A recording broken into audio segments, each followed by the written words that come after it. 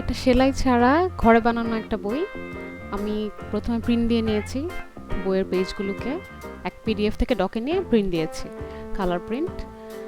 দেন এটাকে হচ্ছে আমি এখন বাইন্ডিং করব। তো বাইন্ডিংয়ের জন্য সাদা কাগজ নিয়েছি, আর যেই কাগজে এই প্রিন্টটা দিয়েছি এটা কিন্তু একটা পেস্টিং পেপার, স্টিকার পেপার যেটাকে বলে আর কি। স্টিকারটা উঠিয়ে নিব, উঠিয়ে সাদা কাগজটা দিব। এখানে সাদা কাগজ না দিয়ে আমি সরাসরি পেস্টিং পেপারের উপর দিতে পারতাম, বাট তাতে করে বইটা বেশ পাতলা হয়ে যেত। সাদা কাগজ দিলে যেটা হবে যে বইটা বেশ মজবুত হবে, এটা নিয়ে টানাটানি করলে খুব সহজে ছিঁড়ে যাওয়ার সম্ভাবনা নাই।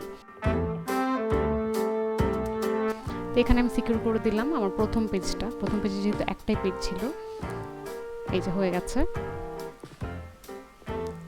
এখন পরের পেজটা নিয়ে এই পরের পেজের স্টিকারটা উঠিয়ে ওইটাও লাগাই নিচ্ছি।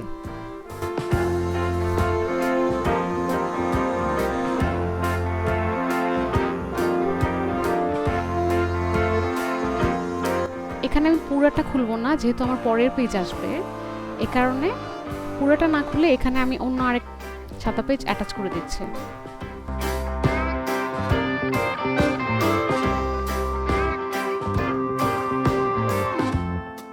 সো আমি মানে পেজের কন্টিনিউয়েশনটা আমার ঠিক থাকে, দেখলেই বুঝতে পারতেছেন। নেক্সট পেজ, ফুল বইটা আমরা এভাবেই করব। অলমোস্ট হাফ ডান, বাকিটা দেখাচ্ছি। এটা খুবই ইজি ওয়ে, কোনো ধরনের সেলাই লাগে না বই বাইন্ড করতে, প্লাস বই খুবই মজবুত হয়। আমি এভাবে মানে বেবিকে অনেকগুলো বই বানিয়ে দিয়েছি এবং একটা বইও ছিঁড়ে নেয় এখন পর্যন্ত। আমার বই রেডি, এই যে।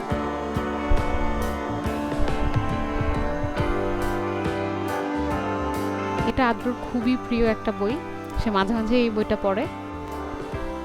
বই বাইন্ডিংয়ের পর শার্প এজগুলোকে সমান করার জন্য আমি নর্মালি স্কচ টেপ দিয়ে সাইডগুলো সিকিউর করি। এখানে এটা দেখাতে পারি নাই, পরে কোনো একটা ভিডিওটা দেখা দিব।